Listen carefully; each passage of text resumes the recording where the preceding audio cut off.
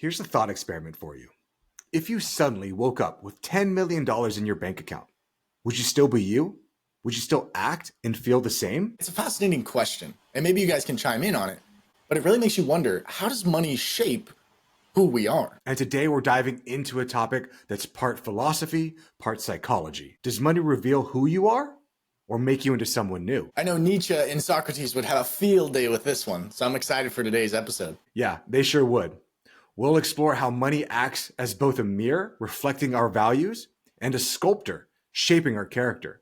From ancient wisdom to modern psychology, we're unpacking it all. And obviously, we got to discuss whether wealth corrupts or merely amplifies the person you are. So, stick around and delve into famous examples, psychological angles like the Dark Triad, and real-life stories that'll challenge your perceptions. Dark Triad sounds kind of scary.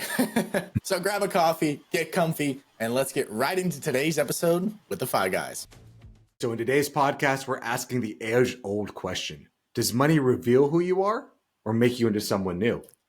Dominic, what do you think? Wow. I know this is one of those topics that's hotly contested. Maybe it's not hotly contested. Maybe I just think it's hotly contested. What do you guys think in the comment section down below? I'm so excited to see what people actually think, because in my mind, I always thought that, everybody thinks that, you are who you are and money only amplifies it. But what do you guys think? Maybe, you're just a bad dude with no money, get some money. Well, then maybe you pay off your mom's house. Maybe you rescue a pet bird. I don't know. Maybe you're a better person. Maybe you help the old lady walk across the street. I don't know. What do you guys think? That's kind of my take. I mean, it's very case by case. I don't know. But I'm excited to get into today's episode. So let's get right into it. Chris, what do you think? You're the financial wizard. You're the psychology background. What's kind of the idea here? I would say we talk a little bit about maybe Nietzsche or Socrates. Okay.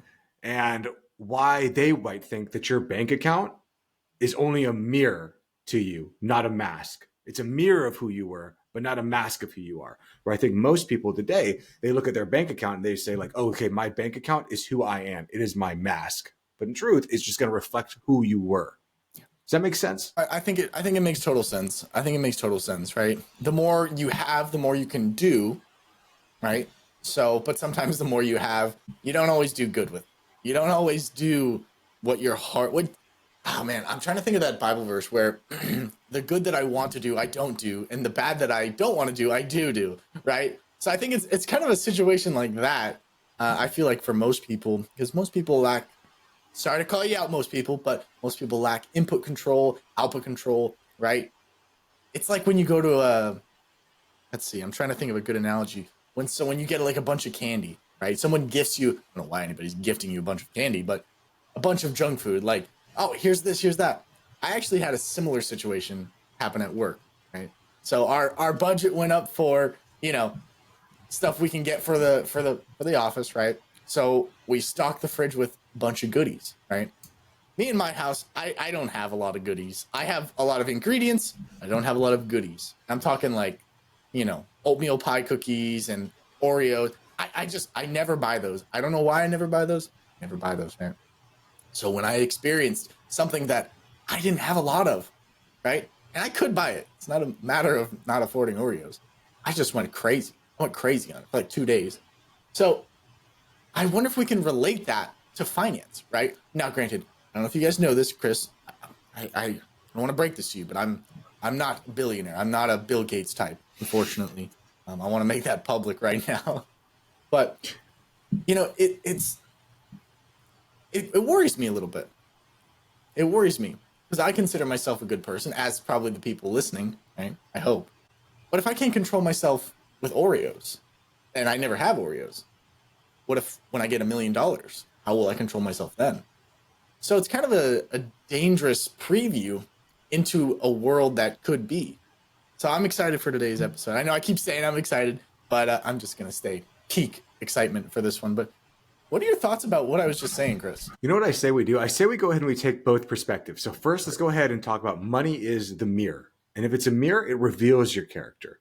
And then we can say that money is a sculptor of who you are. And if that's the case, then it's shaping the character. So If money is a mirror, and we're going to take that perspective, because if they're both counter to each other, the answer is probably somewhere in the middle. So if money is a mirror, then that means that money just amplifies your values. So if you're a greedy person, when you get money, you're going to be a greedier person. If you're a generous person, when you have more money, you're going to become a more generous person. I think it was Socrates that once said, know thyself. Money helps to accelerate that self-awareness in many people. Because when you're focused on just acquiring money, you're no longer focusing on the self. You're focusing on something external, making more money, making more money, making more money. But once you finally have that money, it's the moment that most people have to now look inside and figure out, what's inside of me. And that could be disorienting to a lot of people. I think if you kind of look at the more modern psychology way of looking at things, the postmodernist type, they kind of look at everything through the lens of power. And if power is the only thing that matters and money is equivalent to power, power often removes your filters, meaning that money removes your filters. So not your morals. Your morals are who you are at your core, and your filters are the things that you use to say, how am I going to reveal that to people? So when you take that money away and your filters go away, now people are just going straight, directly to your morals because your filters are no longer there, having to be shown every time. That's an interesting take. I know we always hear that quote, like money doesn't change you, it amplifies you. But there's an addition to it that I really like, that goes, it reveals the recipe you've been cooking inside. And I really love what you were saying. Money and power are not always synonymous, right? But in today's modern society, they're so similar, right? You can't really have one without the other. Is that true, or is that kind of off base? I think you can definitely have money without power, or power without money. Because then that would say that, like, oh, the only way to have any power in this world is to have money. I mean, in truth, if money is just a intersubjective truth that we all kind of agree on, you end up inside like a octagon with somebody. I don't care how much money you have, like the person who is more powerful is going to win that. And if we're saying like, oh, money is power, well, tell that to the UFC fighter who's going to destroy like Bill Gates. It doesn't matter how much money you have in that regard. But can money give you power? Yes. But I think it's all based off other people perceiving that you have more power than you actually do. Because power, I believe, is kind of in the body, in the self, not something external to you. So, I mean, I often hear, right, rich or evil. The billionaires, we shouldn't have billionaires. No billionaires, right? Wild. But in this, kind of like what you're saying is, when someone reaches that level of freedom, financial freedom, they have so much money that money is no longer a chain on them. It's no longer a method of punishment, right? If you can't go to your job today and cuss everyone out, right, you'll be fired and you won't have any money. So money is a chain that binds you. But you're kind of saying that once you have more money, the ability, not necessarily always, but you have more of the ability to say whatever you want. Granted, there's still going to be a price, as we so know, in the last couple of years with like cancel culture and people like, wanting to say whatever they want, and then their projects are axed. But you're saying once you have more money, you have the ability to have a little bit more power. Maybe not power. Maybe power is not the right word. Maybe control. Well, would you say control is a better word? When you have more money, you have more control to do what you want and say what you want without feeling as much pain from those financial punishments. Yeah. I would certainly say it removes a lot of those filters, the filters that you normally put on yourself in life. Oh, I can't do this because if I go in there and cuss out my boss or whatever, I'm going to lose my job. And if I lose my job, I'm going to end up on the streets. But when you have a lot of money, you can cuss out whoever you want. And there's really nothing you can do. I mean, a perfect example, and not to get too political, but look at Elon Musk. Yeah. You look at Elon Musk, and the more he's gotten more and more money, the more FU he has become with everybody. Like you watch him on Twitter, you watch him on the news, you watch him anywhere, and he just seems like a man unhinged. And I think a lot of that has to do with he is the wealthiest man in the world. Like what can somebody do to him? You can't really even cancel him because he's basically uncancelable in that I have to imagine that because I hear about him, basically working out of the office, living in a bed in his office most of the time. Like, what are you going to do? Take all of his stuff away? I don't think he really cares. Again, I don't know him, but it does take away all the filters. It takes away everything and it reveals who you were at your core without having to worry about how things are perceived or what the drawbacks are going to be. What's going to be how is this going to impact me later? If you have so much money that you don't have to care about it, and that could either be you have so much money that no one can hurt you, or your expenses are so low that no one can hurt you, then it gives you the power to be whoever the heck you want to be. I think another interesting way to maybe look at this is if you're the richest person in the world or the poorest person in the world who doesn't care if they're living on the streets, they both reveal, because you're not longer having to filter. Because if you're the poorest person in the world living on the streets, what can they take from you? And if you're the richest person in the world with all the money in the world, what can they take from you? That's a really interesting take, because in my own life, I know when, I had money saved up, I didn't have a job, I had moved out, I don't recommend what I did, right? But I did it, so it is what it is. But I remember what you just said hit me so hard, because when I didn't have a job, it was the freest I ever felt. It's the richest I've ever felt, ironically. And now that I have a job, right, it's almost like, man, I feel so much poorer than I did back then. And I don't know why. And that's kind of the same story. I know for some, money buys freedom, or at least brings freedom.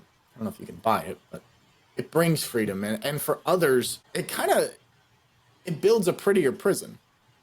You can either bring freedom with money, or you can build a prettier prison. And it kind of goes along with what we were talking about in the intro about people winning the lottery, right? They don't know what to do with themselves. They've skyrocketed financially, but now what? Pay off your house? Nice. Buy a car. It's usually not just one car. I'm sure you have multiple stories of, what are some crazy things people have done with the money, Chris, once they win from, say, a lottery or a gambling thing? Or what are your thoughts? What I hear most of the time, and of course these are just like news snippets, but most people end up buying a car, a boat, a house, giving a bunch of money to their friends and family, buying a bunch of drugs, and then a year later they're bankrupt and they're even in a worse situation before, because not only are they spending all their money, but now all of the loan people come out. They're like, hey, we can give you loans and stuff, because now you have money to give to qualify for loans. But if you go to that level so quickly, you've never built up the habits that you need to be successful. So winning the lottery or winning a huge sum of money so quickly is often a blessing and a major, major curse on the long term. So we've talked a little bit about how money is a mirror to people, how it reveals the character. Maybe we should take the other side of the coin so our audience member can understand how money can actually shape you, how it can be the sculptor of your character. How's that sound? I love it. So just like we were talking about earlier with if you're a poor person or the richest person in the world, your habits, your stress, your lifestyles, they shift as you have more financial power, more financial cushion. And I'm sure we can all think of many examples of that. This is kind of the definition of lifestyle inflation. As your money goes up, as it goes down, everything shifts. Your habits are going to shift. Your lifestyle definitely shifts, and your stress shifts.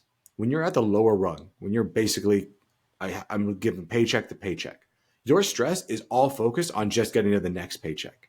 The next paycheck. How am I going to pay for rent? How am I going to pay for food? How am I going to pay for this?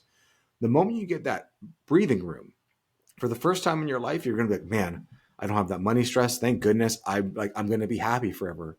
And now you start realizing, like, I'm not the best in shape. I'm not super happy. My wife's, like, my spouse and I aren't doing super great. I haven't seen my friend in a while. You still have problems, and those problems are just as valid as the money problem. You just have new problems you have to focus on. So that's kind of the way that it shapes things. It was Nietzsche who once said that he who has a why can bear almost any how. But I want to pose this question to you, Dominic. What do you think happens when the why of your life just becomes seeking more and more comfort? I think too much comfort too much comfort is depression. It leads to it. We talk about on this podcast so much that us as humans are meant to work. We're not meant to just chill. Chris, you've gotten to a place financially where you can chill on a beach, right? You did that. You lived that life, and it gets boring, right? Speaking from experience, it gets boring, right? I've never done it, but does it get boring? It does get boring. It's still fun. Don't get me wrong, but it's you suffer in a different way. So how do you keep changing the why? Is it a matter of changing your why and changing it from, I want to be comfortable, right? I want to reach financial independence. I want to do this, right? Well, what is it? Because I feel like too many people, they don't set a clear enough goal or clear enough timeline, right? But what do you do when you get to the goal and it's not enough? I think that's a wonderful question. I think that's the reason that you need to realize that money was never the goal. Money only facilitated the goal. And whatever your goal is going to be different from me, from Dominic, to our listener, to anyone else that you meet in life. We all have different goals. I mean, in truth, they probably run within like the same 4 or 5 different goals. So, but they're all different, within degree of certainty. But most people are going through life saying like, oh, my goal is $3 million. My goal is $4 million. My goal is $5 million. But you need to ask a deeper question. And once you reach that quote unquote goal, what changes? And that's the way we open up this podcast. If you suddenly woke up and had $10 million, who would you be? What would you do? That's the main thing we need to answer. Because money, often we think that it's the thing holding us back, but it's not. It's ourselves holding ourselves back. Our minds, our bodies, our thought process are holding us back from something that we have available to us right now. But rather than just living that life, we set some arbitrary, often, goal that's preventing us from being able to achieve that. And I think a lot of it comes down to our inability as human beings to change.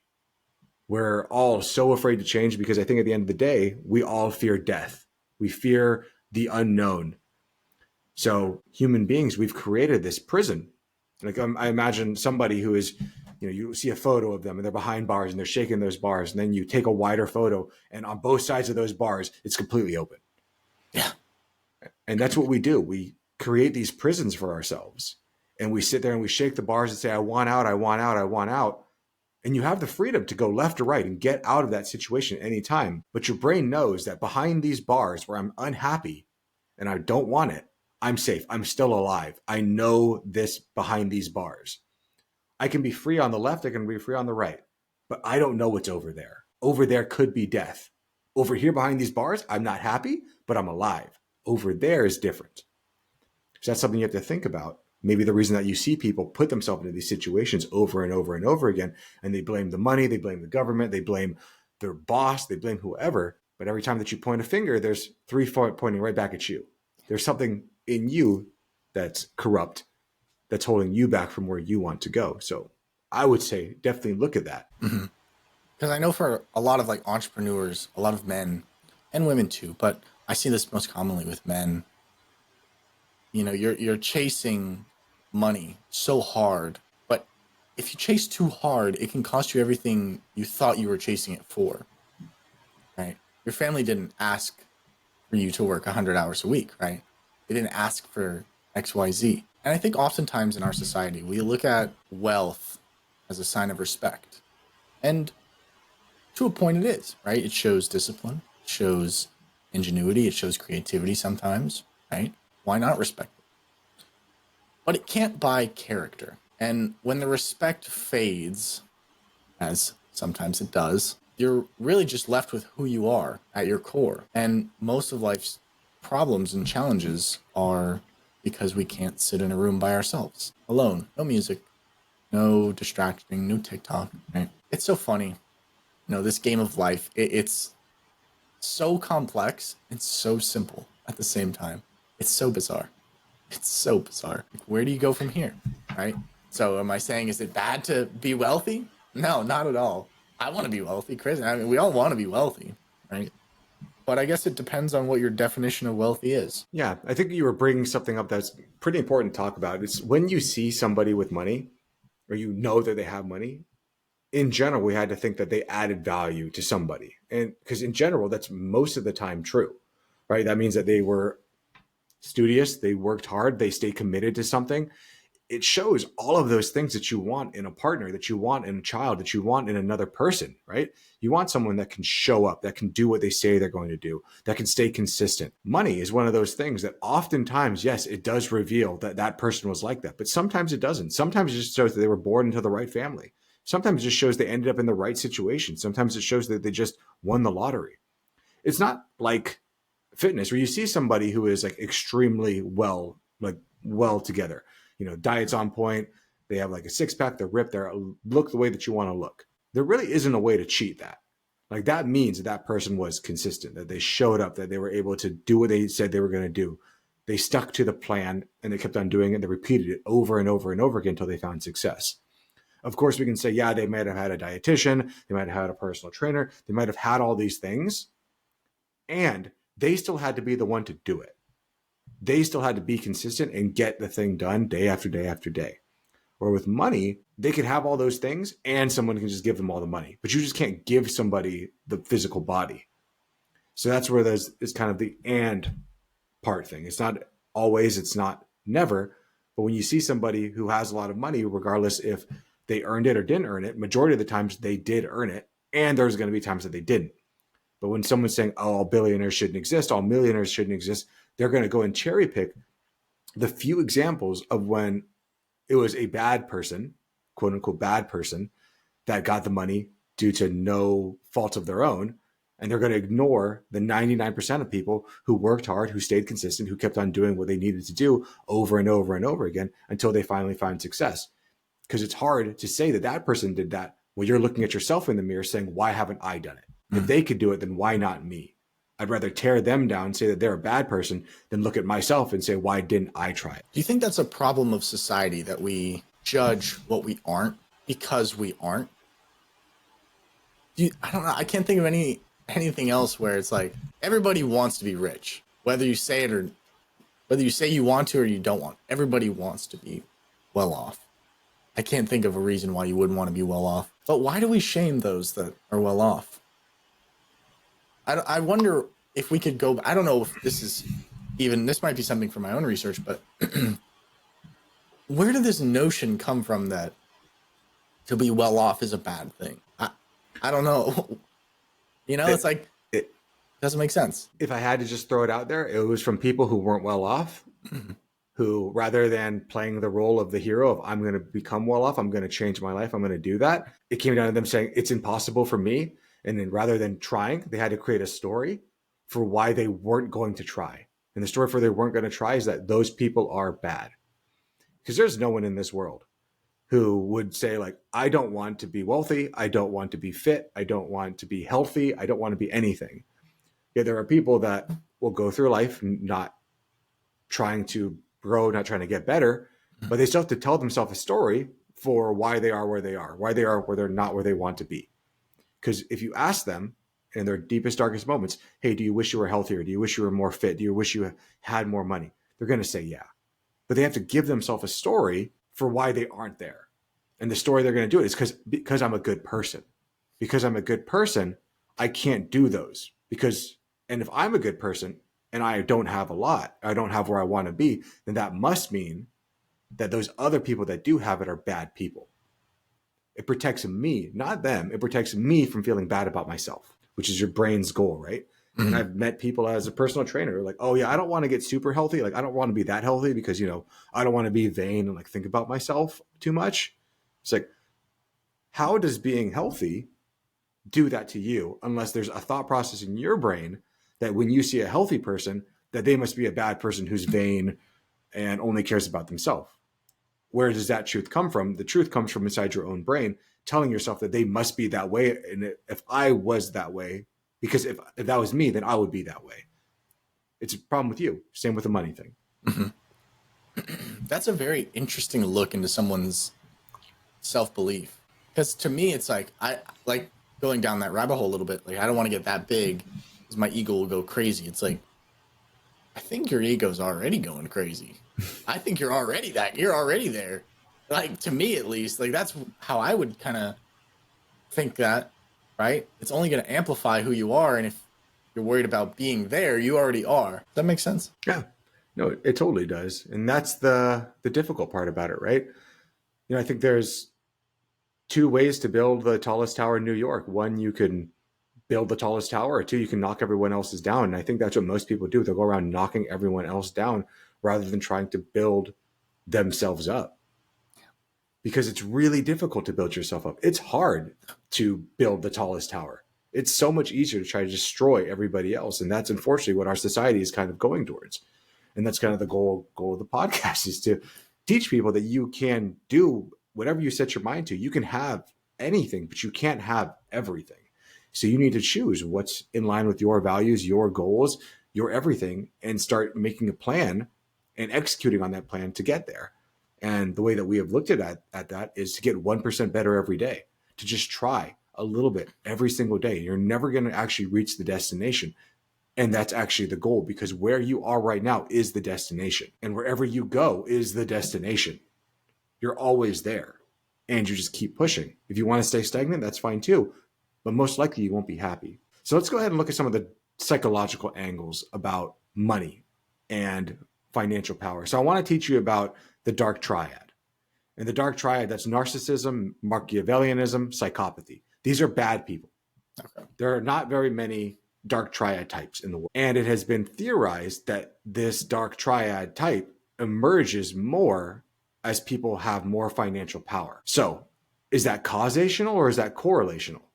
Does that mean that narcissistic, Machiavellian, psychopathy?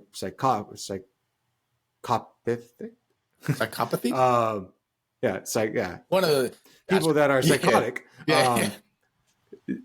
Do they often seek more financial power in order to be able to continue to have those traits? Or do you think in some way, or do you think it's the opposite? That once people get financial power, though, that dark triad emerges or is pulled out by the money. And going back just a hair. I mean, I think most people know what narcissism is, right? Excess self-love, entitlement, the need for adoration, maybe. But the other two, right? Machiavellism, God dang it, I'm going to butcher it. But you know what I'm saying, right? So the definition for that one would be manipulation, strategic exploitation, stuff like that. And then psychopathy, lack of empathy, and I mean, that's pretty much it. But kind of reminds me of the book by Robert Greene, The 48 Laws of Power. 48 Laws of Power? Yeah. Again, kind of a dark book. That's just what it reminded me of. Good. It's a good book. It's a fun read, but it's the book will change you for sure.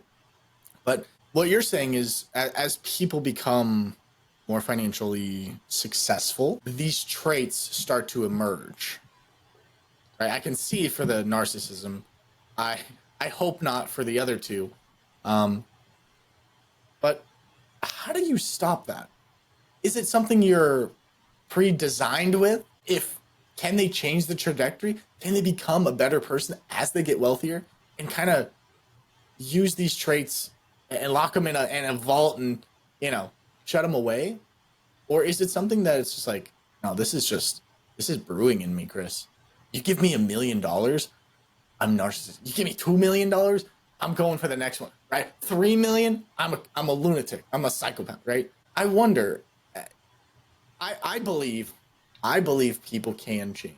I know the comments might rip me a new one for that one. If you don't believe people can change, let me know down below. But I'm a big believer in people. I'm a big believer in the ability to change. But these are they don't call it the dark triad for nothing.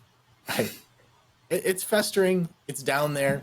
And it sounds a little bit evil, if I'm being honest. Can a person change if they hold these traits as they become more financially successful, Chris? I don't know. That's honestly the question. I have no idea. But I think the bigger question is, does money pull these traits out of you? Like, you didn't have this. You were like a good person. You were, you didn't manipulate. You thought about others. You were able to connect with others. And then you got money. And then all of a sudden you became these things.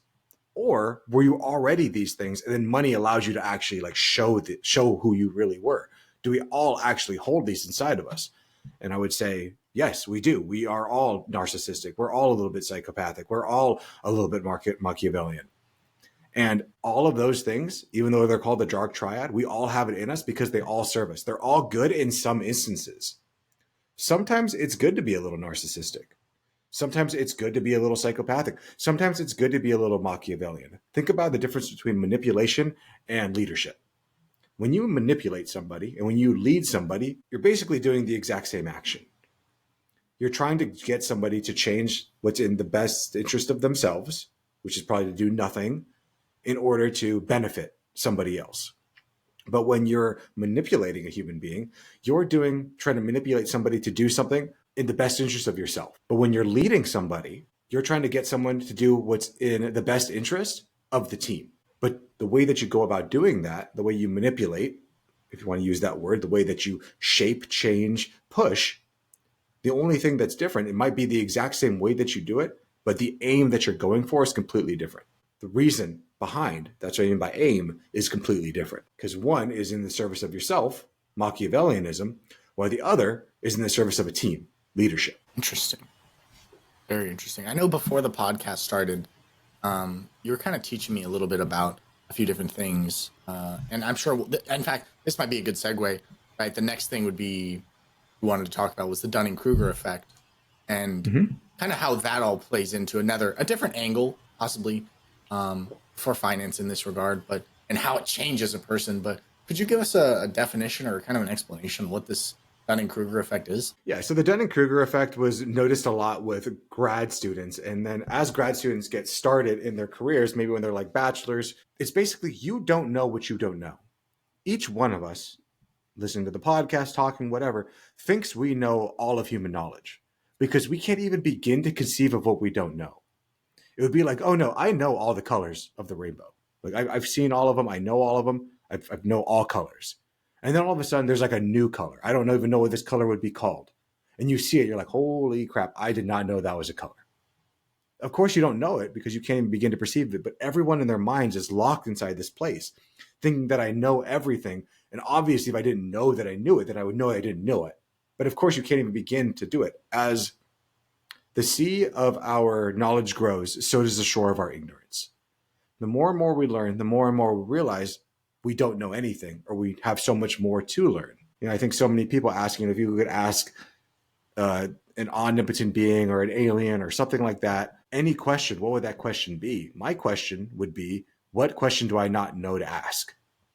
What thing is so beyond my realm of questioning do I not even know to ask this question? Because it's so outside of the way that I think of what I believe truth is. So the Dunning-Kruger effect, to answer your question, is basically that. As people learn a little bit of knowledge on a subject, they only know 1%, 0.1% of the knowledge. And then they think, because I know this little 1.1%, I know all of it. Because they don't know the 99.9% of other knowledge that is available to them. The Dunning-Kruger effect, if you ever heard of doctoral student program or a medical student, and I don't mean medical in like the people that diagnose themselves constantly, but as people go through their doctoral program, many people would believe, I don't know anything about this subject, even though they're quote unquote experts, because they know how much knowledge there is to attain, and they realize how far away they are from attaining all of it. Where the Dunning-Kruger effect is the exact opposite. They have no idea how much knowledge there is to attain, so they think they know all of it. So where this kind of applies into finance is that oftentimes as your income rises, so does your confidence. But just because your confidence rises, that does not have a correlation to how much competence you have. It's the same thing for people that are going into any field. You start to learn something, you watch like one YouTube video on it. You know, oh, I want to learn about investing. I'll watch 2 YouTube video. Your confidence has risen, but your competence is still exactly where it was before you watched that video. Because you don't even begin to know what you think, what you don't know. Watching one 5-minute video or 10-minute video or shit, even a 5-hour video on how the stock market works in economy will do nothing to change your competence in being able to manage your wealth, do all those things. That takes a lot of time and discipline. So as a person who, you know, you're a lifelong learner, you're like a sponge when it comes to knowledge, right? How does a person begin in a topic? You know, I know you've delved deep into quite a few topics, right? You're very knowledgeable, more knowledgeable than the average and more knowledgeable than the skilled even. But how do you know when you know, how do you know when you know enough? Or is there ever enough? Is it limitless? You know what I'm saying? Well, first, I would definitely disagree with you on the I know more than the average person. I don't think I do. I think I just know certain subjects a little bit better than other people. But how do you know when you got there? I don't think you ever do. because, and this is kind of that concept of the infinite game versus the finite game. Knowledge, in truth, is an infinite game. In order to attain all knowledge, all truth, you would have to be some sort of a deity. Because in order for us to dictate what happened, say 10 people are standing in a line and we all watch the same event, all 10 people are going to have different stories of what happened. Some of them are going to be similar, some of them are going to be a little bit different. Truth, which is impossible, would be able to know all 10 perspectives simultaneously. And then from that, be able to synthesize that into what actually happened. And again, it wouldn't just be 10, it would be all knowledge, all individuals, all beings, all anything that's conscious. You have to know all of that knowledge to synthesize what actually happened. We as human beings, we're locked in our own skulls. We only know what happens up here between our ears. I have no idea what's happening in your brain. You have no idea what's happening in my brain. We have no idea what's happening in the listener's brain. So how can we ever say that we have all of knowledge when we could never access those things? This is definitely taking a turn that's down the psychological rabbit hole. I'm loving this. I'm absolutely loving this. Is there any, like, I know for me, and I'm sure for the viewer, right? We love real life examples. We love, obviously we talked a little bit about, winning the lottery. Right? What does that do? Increase confidence, right? But not competence. What other kind of people maybe or situations can we kind of relate this to? Maybe someone who hasn't fully wrapped their mind all the way around it. Maybe entrepreneurs or someone like that. Yeah, let's talk about, I'll give you three. Let's just give this a try. So let's say there's someone like Bill Gates or maybe even Steve Jobs. We'll go with Bill Gates, and I'm not trying to make it a political thing about vaccines or anything like this. Just say Bill Gates. Okay. Let's go Elon Musk. Let's go Mr. Beast. So Bill Gates, one of the richest men in the world, all this stuff. He makes all this money, and majority of his money goes away to his charities to help vaccines, to help other countries that are developing. He's giving all of his money away. Majority of the Bill and Melinda Gates Foundation is his own money that he's put in there to help the world get better. Again, if you want to look at it, whatever way you want to look at it politically, if you want to say it's a good thing or a bad thing, that's on you. That's not what I'm talking about here. The next thing would be Elon Musk. Elon Musk has used a lot of his power. And again, political thing. You want to say if it's the right way or the wrong way, but he's using a lot of his power to what may seem to others to seem like he's self-dealing. Like everything that he's doing is to help himself acquire more power. The final one might be like Mr. Beast from YouTube. Someone who has gone out, continued to make more money. How has the money changed them? For Bill Gates, it's been pretty clear that it really hasn't changed his end goal the entire time. Elon Musk, I think from someone who has studied Elon Musk, because I find him to be fascinating, he has changed substantially from early kind of semi-autistic, just kind of weird dude who was just really focused on building his companies to adding value. Things have seemed to change a lot. I'm not saying they're good. I'm not saying they're bad. There's good and bad in both of them, but he has definitely changed. And then there's someone like Mr. Beast, where now he's extremely wealthy and he uses it to continue to add value to the world, to continue to make videos, to keep on trying to help more and more people and grow his brand. So has the money changed any of those three people? Or did the money just reveal who they were the entire time? And they had to hide that from all of us until they finally had the money to be themselves. And I don't know the answer. I'm not in any one of their heads. But we can see that they all kind of started. And you can go back and watch videos of Mr. Beast, Jimmy, back when he first started. And he's basically the same person. Yeah. Just richer, maybe a bit more boisterous. You could go and watch videos of Elon Musk back when he was starting out. You can watch him back when he was back at PayPal. You can watch videos of him before PayPal. Just a weird dude, really smart, weird dude. Yeah. And you can see his progression. And he has, I think, changed. And Bill Gates you can kind of see that he was weird. He's still weird. But he's kind of the same guy. So I don't know where it is. I don't know if they were hiding it and then it came out, or if the money brought those things out, or if the money changed them into those people. But I would love to hear what you think, Dominic, and especially to our viewer, put it in the comments. What do you think? Does money shape you, or is money just a mirror for who you were the whole time? I think money feeds what you allow it to feed. I think if you have access to more, you have the ability to do more, right? Obviously, basic metrics, right? But if you feed the dark part of you, the parts of you that don't like, well, then that's just going to get bigger. Right? If you feed the good parts of you, that's going to get bigger. I think it all comes down to choice and who you are and who you want to be remembered for. And maybe it's not that deep. Maybe it's just that deep for me. I know. I mean, if someone won the lottery, I'm sure they're not thinking about all that, right? Thinking about buying their dream car. But but if money did show up tomorrow, who would you be? Who would you be? What would it reveal? Because I think that's one of the interesting things too. It's like you can be a narcissist in the shadows. You can be a psychopath in the shadows, right? Kind of. You can be the Machiavellian type in the shadow. But the more money you have, the more attention you're going to get, usually. And it's tougher to hide until you get to the point where it's like, I'm not hiding it anymore. I'm going to be exactly who I want to be, and nobody's going to stop me. And it's like the switch. It's like the point of no return. So I like the question. I like the question of what would money do to you guys? And I would love to hear some comments down below. What would money do to you?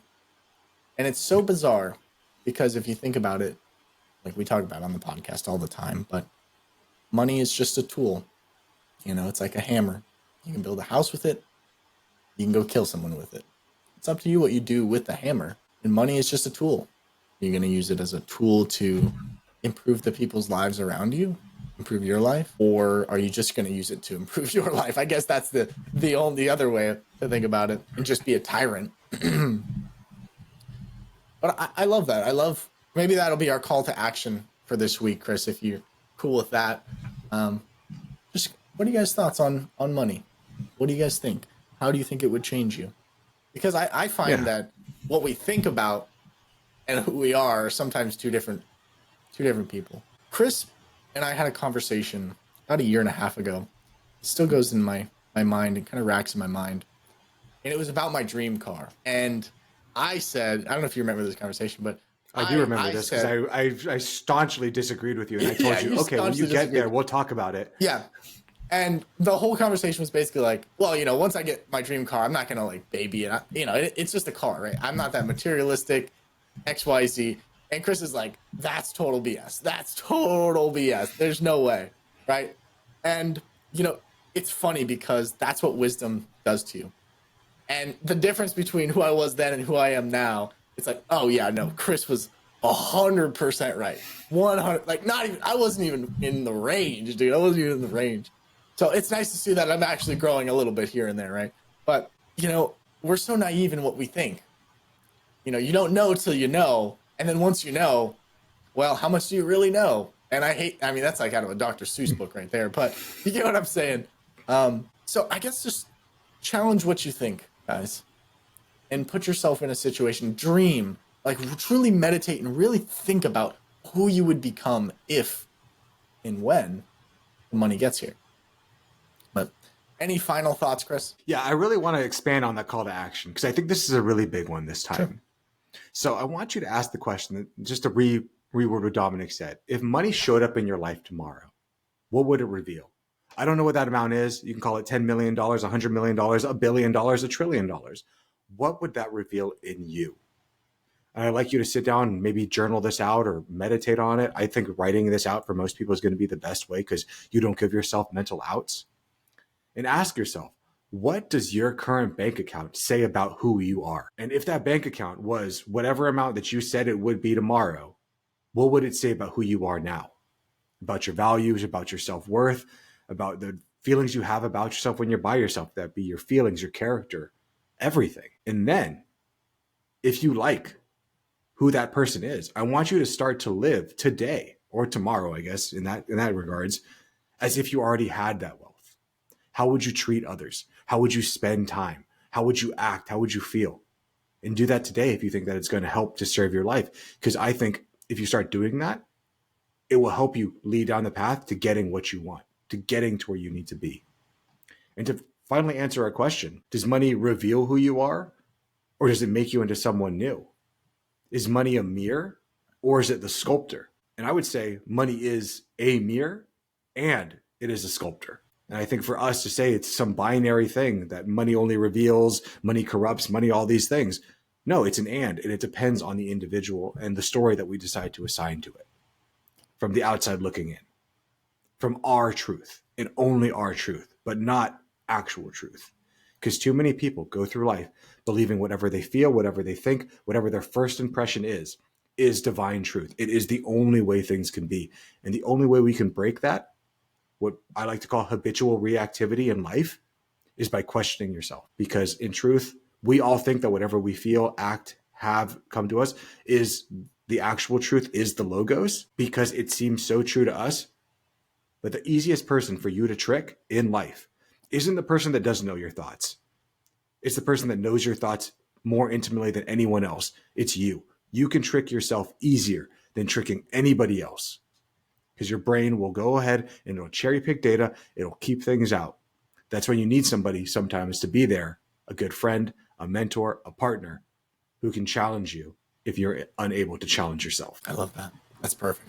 Well, guys, that's going to be it for us on today's episode. I hope you guys left a bunch of your thoughts in the comments. We'd love to see it. And we really want to get a dialogue going on, because this is such a controversial topic, especially in today's society. But if you want a voice, down below in the comments is your section to voice it. With that being said, we hope that you liked the video. We hope that you subscribed. If you're not already subscribed, you're following us on all the platforms. But most importantly, we hope that you actually do something with what we learned today, right? And if you're going to do something, good. Do one more thing and share it with a friend. How about that? With that being said, I'm Dominic, he's Chris, and we'll see you guys on Friday for a Five Friday episode. As always, for the Five Guys, peace. Later. This video podcast is sponsored by Monzon Wealth. The content in this podcast is for informational purposes only and should not be considered financial advice. We do not endorse specific products or services. Past performance does not guarantee future results. The opinions expressed are those of the host and guests, not the podcast sponsor. It is crucial to consult with a qualified financial advisor or professional who can provide advice tailored to your specific needs before making any financial decisions, investments, or taking any other actions. If you are seeking specified help, you can reach out to Chris at monzonwealth.com.